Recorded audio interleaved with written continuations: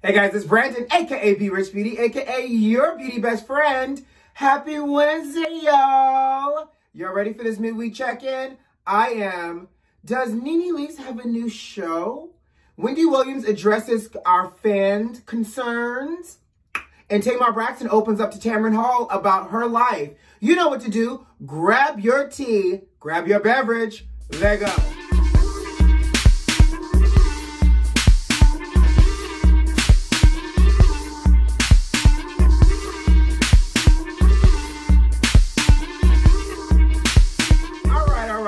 Happy Wednesday, my loves. Okay, so beauty besties, before we jump into all the tea, you know we got to talk about the tomfoolery and the buffoonery that is happening from y'all president 45 in that White House.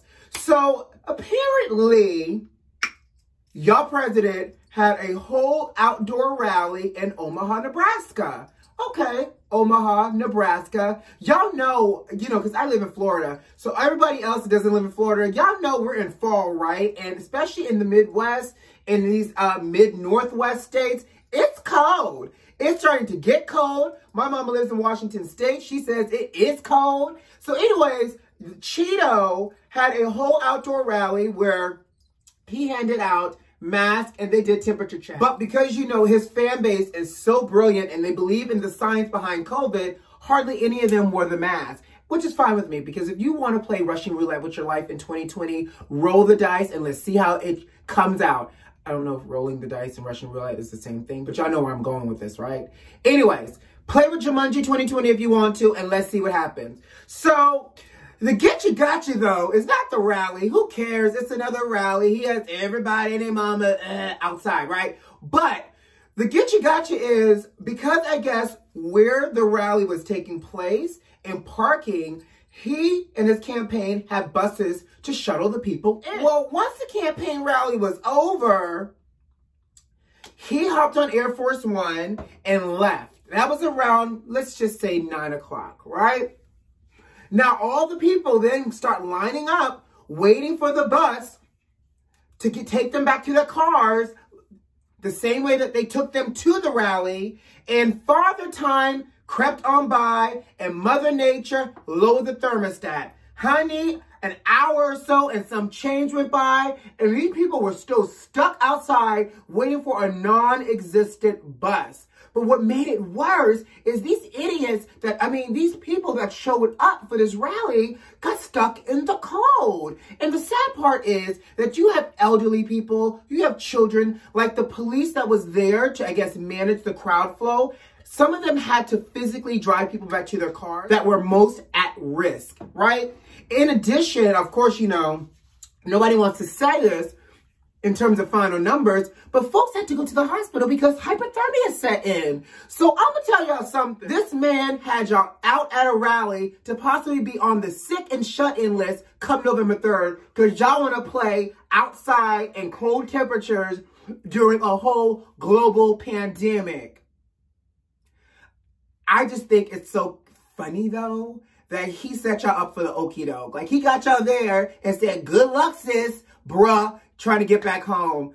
Oh, Lord. Like I always say, God protects babies and fools. Stupid and idiot are a whole nother level. So, good luck. I have to sit for this one. Wendy, Wendy, Wendy. Oh, how I waited for this day. For those that don't know, that is the complete Whitney Houston reference when Whitney and Wendy did their radio interview. My. You talk about me and you don't even know me. Anyways, Wendy Williams, y'all know we talked about Wendy on Monday and how she was high, allegedly, out of her mind on her show last Friday. Well, Wendy, I guess, wanted to talk about it, but okay, let me slow down, because here's where I feel some kind of way. She comes out, you can tell she was lucid on Monday, so she comes out, she does her normal walk, she lands her marks, she says, welcome, thank you, how you doing? Now, off to Hot Topics. All of that in like a minute. Versus on Friday, all of that took about 3 to 4 minutes and was cringeworthy, right? So she sits down and she addresses the situation by going on this whole diatribe about how she loves what she does, how after all these years, it's still work, but she loves to entertain us, but we sometimes can be a tough crowd. Excuse me. Sis, girl, beloved, we're the tough crowd? I don't know if I agree with that. Let me tell you something. I like to be entertained too by somebody who appears sober and coherent. I don't like to be entertained by somebody who's high as a kite, missing their marks, dragging out their words, and then making me feel like I'm watching glass slowly shatter on the floor in front of me and a train careening off of the side of a hill into a blaze of fire. That's not the entertainment I want, ma'am. So for the fact that all she had to do was say, guys, Friday, I wasn't feeling well. I had an allergic reaction. I took up hell. It made me a little loopy. Lie to me, sis. But don't feed me the story of you love what you do, but we could be a tough crowd. Helen Keller, Stevie Wonder, everybody that was blind had sight for that episode. You know, it's funny because when I watched this episode on Saturday and I sent this link to a couple of my friends, I had a friend specifically say to me, I want you to know I will never, ever allow you to think that behavior is okay. I will tell you it's not okay. I'm going to tell you what you should do. You may not like me in the moment. You may unfriend me, but just know that I'm not going to sit here and watch you train wreck yourself for sake of my self-preservation or for a check or a coinage. And you know what? Her staff may be afraid to say something to her, and that's fine because they got a whole life to live that requires them collecting a check. But there is somebody in Wendy's life, y'all, that watches her show faithfully, whether it's her mother, brother, sister, father, cousin, aunt, uncle, that she has a great relationship to, that should have called her up immediately and said, what are you doing? What did you do? What's going on? And you need to rectify this. That's all somebody had to say to Wendy, okay? And then in turn, Wendy could have given us a version of the truth. Hell, Wendy, give me some alternative tea in this moment. But don't just ignore it and say that we're a tough crowd. Bye, sis. So Kim Kardashian turned 40. Yes, yes, yes. By a round of applause. How many of y'all care? Right. Now, I don't care that she turns 40. But I do care on a few things. And I'm going to go ahead and give y'all the disclaimer. I am not hating. I believe that when you work hard and you earn and you can be a business person and you strategize and you have coinage, you should be able to enjoy the fruits of your labor. So that is my disclaimer, because what I'm about to say has nothing to do with me being jealous of her success and her financial and status privilege for her to enjoy and do what she wants. What I am going to say is, this image right here, yep, this is 40. Well, this is 40 for somebody who paid full lock, stock, and barrel with an insurance on repairs of parts, that type of body. Ma'am, first of all, the average 40-year-old who has had more than one child does not look like this. So while you're selling us this dream of this is what 40 looks like, absolutely. You also should do a disclaimer the same way that we get in these infomercials saying side effects are blah, blah, blah, blah, blah. Should be you have monetized a sex video, have a business, had a reality show, married a rapper, is rich, is wealthy, has this, has that. That should be the disclaimer under your picture. If you have access and privilege, you too could be this 40, but don't sell this as the norm for the 40-year-old person, okay? Second, you flew out on a private 777.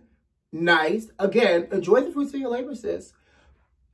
40 closest friends and family to be able to spend their 40th with you on a private island, and that you made everyone quarantine prior to the surprise of you flying everybody out. Again, access, privilege, status, good for you. In a pandemic where we have states and governments making us the sacrificial lamb, opening bars and restaurants and everything else prematurely for the sake of an economy where people are still not properly social distancing. And now people are getting to a point where they just said, in some places, I'm not wearing a mask. You're being tone deaf. You are flaunting a lifestyle where the average person does not even have access to, but you're saying, I realize how incredibly privileged and I'm so humbled by this that I was able to do this for myself with my family, blah, blah, blah. You're sending the wrong message. Like, you have millions and millions of followers that follow you that literally think this behavior is okay. It's Kim Kardashian and this entire clan, they're okay because they're on a private island. They're without masks. They're partying. They're jet skiing. They're living their life like it's golden in the middle of a pandemic, like it's not a real world situation. We all want that vacation. We all want to go out the house and not have to worry about wearing a mask. We all want to see family members that we may not have seen because we're worried about giving them something. We all want to hug a family member. We want to spend Thanksgiving. We want to spend Christmas. Like, we want to re-engage in life the way we did pre-COVID. And your 40th vacation is tone deaf, insensitive, and it's just simply baffling. And it shouldn't be baffling because this entire family is an appropriation of culture. Why should we really think that they would be that empathetic? But in the meantime, Kardashian family, enjoy it. So NENE Leakes did a whole Instagram video announcing that she has a new web series called The Reading Session. Genius, NENE, genius. So in this reading session, NENE is discussing serving the kids her reads while she is flanked and surrounded by, I guess, local Atlanta gays. And not just any old local Atlanta gays, like Gen Z Atlanta gays that, even though they're Gen Z, still look rather dated, by the way. And she goes around and she is giving she's giving each one of those gays their own housewife-ish tagline for reading. And then she jumps in with topics. So she's talking about Tyra. She's talking about, you know, other things, all while there is construction happening behind her. Some man with a mask on is hanging up something, and she looks like she's in an abandoned restaurant. Not only does she look like she's in an abandoned restaurant, there is bad lighting. She's wearing a wig from 2 seasons ago. But in good news though, I guess she really is wearing one of those overpriced outfits from her Tag boutique, because that's what she looks like she's wearing. It's a Tag boutique original. Is this what happens, NENE, when you just stop working for Bravo? Like, girl, you could have done anything else, but you come up with this tired reading session while exploiting the gays. And then she did a follow-up saying it was just a teaser, but that's not final production. Good. If this was just, if this was still the teaser, delete, escape. I don't want it. It does not look entertaining. It looks stale, and it looks like you're trying. So, tune in today for Tamar Braxton's tell-all interview with Tamron Hall. So, in the trailer, Tamar talks about her mental health and well-being, her sisters and family. Obviously, Braxton Family Values premieres in November. And she talks about her relationship with David. In this, she goes on to say that, you know, she was in an abusive relationship before she met David. That she was in an abusive relationship at one point in her life. I'm so sorry, Tamar. Are you referring to your former Teddy Ruxpin, Vincent D. Herbert himself, for being abusive? I don't know. You don't call any names, honey, but your longest relationship was with Vincent.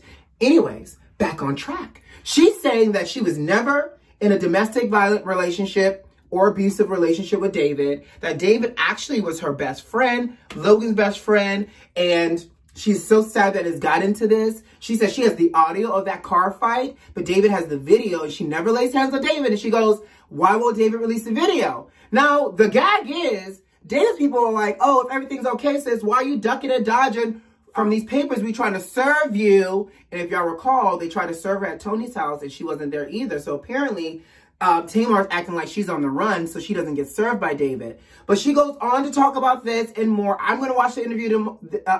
I will be watching the interview today. We'll talk about it if there's anything else juicier on Friday. But tune in today for Tamar and Tamarin. So there's an Instagram youngin who I am in love with, and she is a friend of my head. Kiaja Gabriel has set the internet on fire on Instagram by reading the Board of Police Commissioners to not filth, to not dust. But sis came in, she snatched their edges, sucked their souls, cremated their bodies, and scattered the ashes all within minutes in that boardroom with the Board of Police Commissioners. Now, she's so good that I'm going to post her IG link in the description so y'all can watch this video. She comes for every single last one of them, and in such a classy, articulate, educated way. She never curses at them, but she uses her words to cut right through. I know all of them walked out of there bleeding and didn't even know they were bleeding because that's how smooth she was. Oh, I love you, friend. In my head, Kiaja. Somebody tag her. Anyways, before I get out of here, Kathy Hilton has signed on for Real Housewives of Beverly Hills. You know, she's Kyle Richards' sister, and she's also the mother to Paris and Nikki. So she signed on for Real Housewives of Beverly Hills for this upcoming season as a friend of the show. In addition, they are getting their first Chinese-American housewife. Her name is Crystal Minkoff. She is the wife to Lion King director Rob Minkoff. So I see what they're doing here. They're actually sucking in some real money. So we're about to see Kathy Hilton and all her riches, honey. And we're getting some more diversity. So now Garcelle is not the only minority on this show. Good for her. So she can look over and say, I'm not the only minority hire anymore. Welcome, Crystal Minkoff. Now, I want to know, is her life like Crazy Rich Asian type of rich? Like, I've seen that movie and I love that movie. I can't wait to see this housewife. Anyways, before I get out of here, you know what to do. Subscribe to the channel if you like this video if you like, and leave me a comment. I will see you on Friday. Who loves you? I do. Have a great day, guys. Bye.